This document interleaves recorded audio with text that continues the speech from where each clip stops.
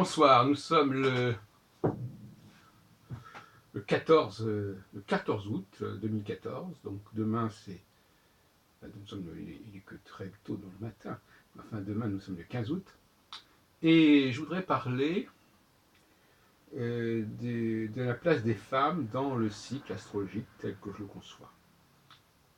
J'en ai déjà parlé, mais bon, là, mes idées avancent, progressent, se clarifient parfois, soit par l'observation de certaines choses, soit par le raisonnement, l'amélioration des concepts, la plus grande fluidité du discours, etc. Alors, je serai relativement bref, je ne sais pas, on ne sait jamais. Je dirais que là, nous sommes en phase 1 du cycle de Saturne de 7 ans, pour rester sur la base du cycle de Saturne de 7 ans, puisque j'ai aussi proposé récemment un cycle de Saturne de 30 ans.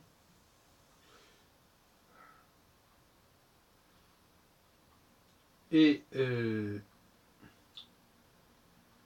la première période, la première phase, sur les deux phases, parce que je ne distingue quand même que deux phases, donc chaque période fait 3 ans et demi. Première période euh, crée un attachement de la femme à l'homme. Hein, elle relie, elle rattache la femme à l'homme. Et il y a une forme de fusion qui est d'ailleurs symbolisée par la conjonction de Saturne avec une des 4 étoiles fixes royales. Il y a une espèce de tropisme qui va permettre justement la création d'une cellule familiale, d'une famille, d'une procréation. Tout ce qui concerne en quelque sorte les 4 premières maisons astrologiques, telles que moi je les conçois, c'est-à-dire la maison des parents, des frères et sœurs, du mariage, des enfants, dans un système à 8 maisons. Et donc les 4 autres maisons sont des maisons plus extérieures, plus tardives dans la progression. Et justement, en phase 2, on va basculer vers ces maisons, justement, que sont les richesses, les honneurs, et puis la maladie, et puis la mort. Voilà.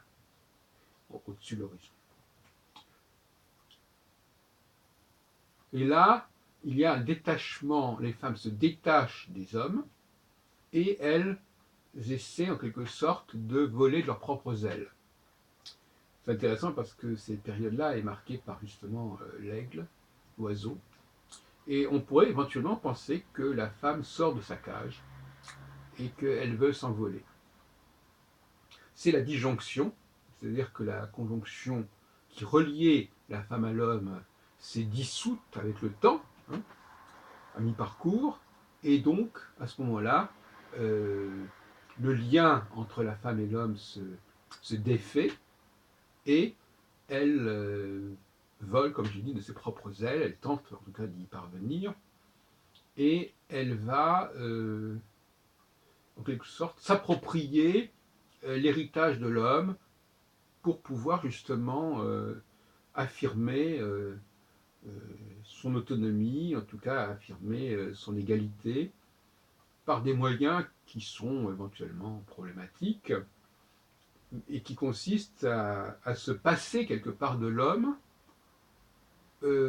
et à s'emparer de ce qui le caractérise, de son héritage.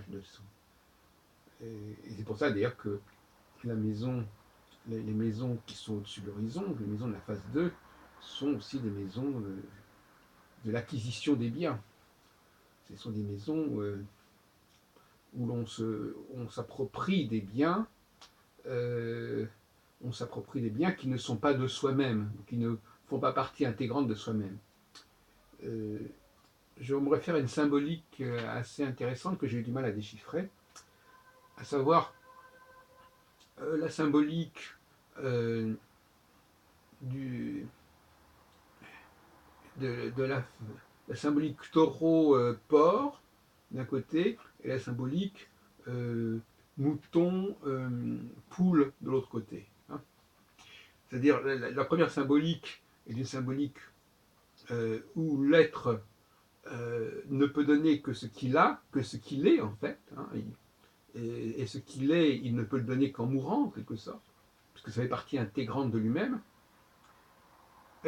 alors que dans la phase 2, ce que l'on donne, c'est quelque chose qui ne nous appartient pas complètement, comme par exemple la toison du mouton ou les œufs d'une poule. Bon, on peut les donner, mais finalement, ça ne met pas en question notre vie. Bon, voilà. Donc, c'est ça que je voulais dire. Et puis, bon,